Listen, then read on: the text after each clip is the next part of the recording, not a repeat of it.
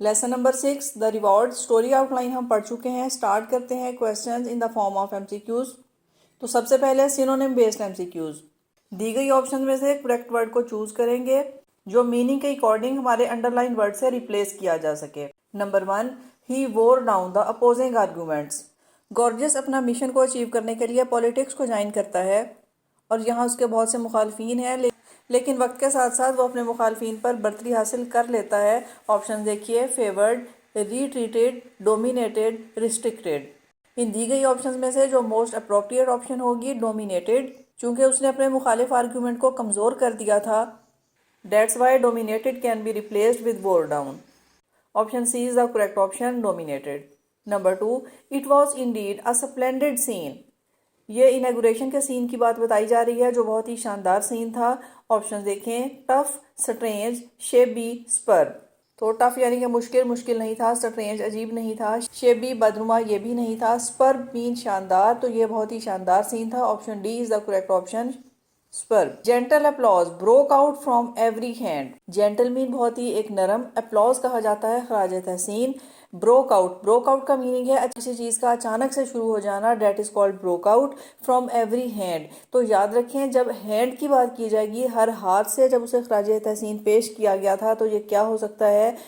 Option A, mourning, clapping, whispering, chirping. Mourning mean आहबुका करना, clap ताली बजाना, विस्परिंग सरगोशी करना एंड चिरपिंग खुशी से चहकती हुई आवाज। तो टेक्स्ट में चूंकि हैंड का जिक्र है, ये अप्लॉज, ये खराज तहसीन जो पेश किया जा रहा है ये विद हैंड, हाथ की तरफ से है, तो हाथ से क्या हो सकता है? Clapping. Option B is the correct option, clapping.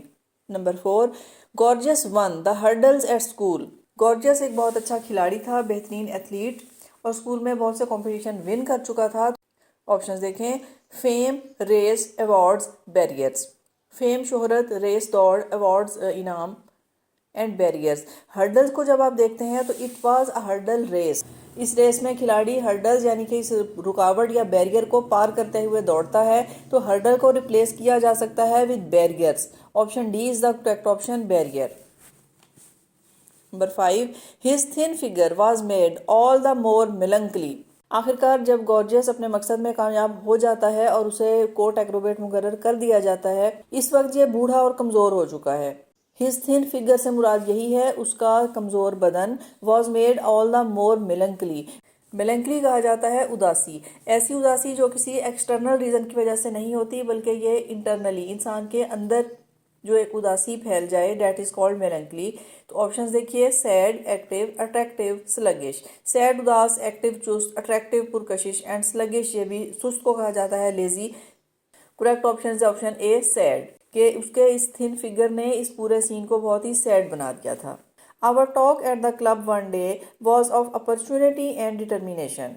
कि क्लब पे एक दिन जो हमारी गुफ्तगू थी वो थी opportunity and determination. Opportunity mean के मौका, एंड डिटर्मिनेशन जज्बा।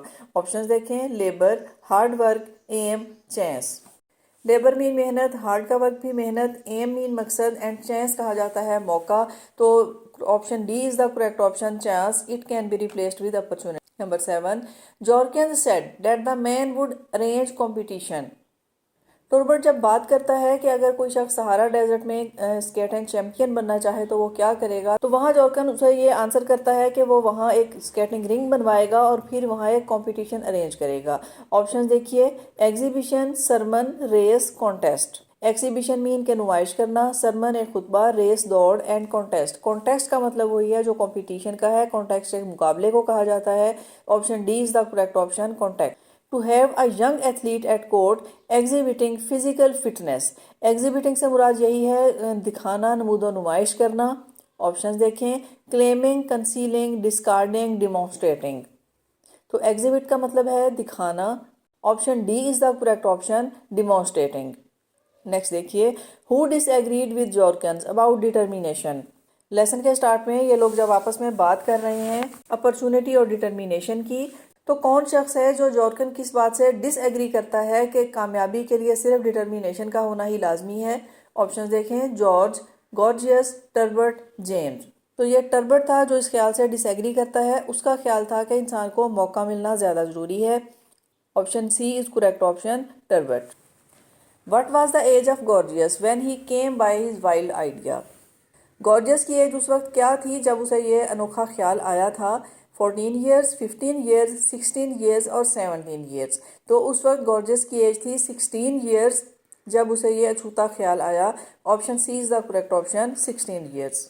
Next one, who happen to see the inauguration ceremony. ये कौन था जिसको ये इनॉग्रेशन सेरेमनी यानी कि इफ्तिताही तकरीब को देखने का मौका मिला था। Gorgius, Turbott, Arthur, Jorkens. तो ये जॉर्कन्स थे जो ये कहानी सुना रहे थे। इन्हें इस तकरीब में शामिल होने का मौका मिला था। Option D is correct option, Jorkens. Next one, what did Jorkens win at the school. Gorgius ने अपने स्कूल के वक्त पर क्या विन किया था, कौन सी गेम्स विन की थी। 100 metre race, hurdle race, high jump, hurdle race and high jump. तो वो बहुत से कंपटीशन जीत चुके थे और उनमें शामिल था hurdle race and high jump. Option D is the correct option, hurdle race and high jump. Next देखिए, where was Jorkens wandering when he saw the ceremony of Gorgius. Jorkens उस वक्त कहाँ घूम फिर रहे थे जब उन्होंने गॉर्जियस की ये सेरेमनी देखी। ऑप्शन देखें, America, Europe, Africa, Asia. Correct option is option B, Europe. ये उस वक्त यूरोप में थे जब उन्होंने गॉर्जियस की सेरेमनी को देखा था।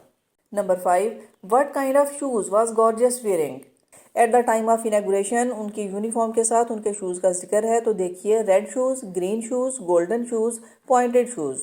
तो यहाँ बताया गया है he was wearing pointed shoes. Option D is the correct option, pointed shoes. Number 6, with what expression did gorgeous look toward the royal platform. Gorgeous जब अपना लाइफ लॉन्ग एम्बिशन अचीव करते हुए रॉयल एक्रोबेट मुतय्यन कर दिए जाते हैं और उन्हें बाज़ाब्ता तौर पर इस सीट के लिए चुन लिया जाता है, इस मौका पर वो रॉयल प्लेटफॉर्म की जानिब किस एक्सप्रेशन से देखते हैं। देखिए, हैप्पी, लवली, सैड, फ्रस्ट्रेटेड। कि क्या ये हैप्पी थे या लवली बहुत ही खूबसूरत अंदाज में इन्होंने देखा, सैड उदास, फ्रस्ट्रेटेड परेशान। तो उनके एक्सप्रेशन थे sad. Option C is the correct option, sad expressions. In how many years did Georgius achieve his goal. Georgius को अपना गोल अचीव करने में कितना अरसा लगा था। Option A 30 years, 40 years, 50 years और 60 ईयर्स। गॉर्जियस ने जिद्दोजहद की थी 60 years to achieve his goal. Option D is the correct option, 60 years. Next one, the man who keeps on wins. ये लाइन भी लेसन के स्टार्ट से ली गई है। कीप्स ऑन का मतलब है किसी काम को जारी रखना, करते चले जाना। जॉर्कन्स कहते हैं कि जो लोग जारी रखते हैं वो विन करते हैं, जीत जाते हैं। ऑप्शन देखिए, the reward, the race, the shield, the sword. तो क्या जारी रखते हैं। तो यहाँ बात की जा रही है जो लोग कीप ऑन यानी कि जारी रखते हैं, तो वो क्या करते रहते हैं, क्या जारी रखते हैं। रिवॉर्ड को जारी नहीं रखा जा सकता। शील्ड और सोर्ड ये भी रिवॉर्ड हो सकते हैं बट ये इनको कीप ऑन नहीं रखा जाता, जारी नहीं रखे जा सकते। तो option B is the correct option, the race. Jorkens का कहना है कि life is like a race and who keeps on win, के जिंदगी एक दौड़ की तरह है, जो इसे जारी रखते हैं वो जीत जाते हैं। तो ये थे कुछ important MCQs of lesson number 6, the reward. I hope ये आपके लिए हेल्पफुल होंगे। See you in the next video.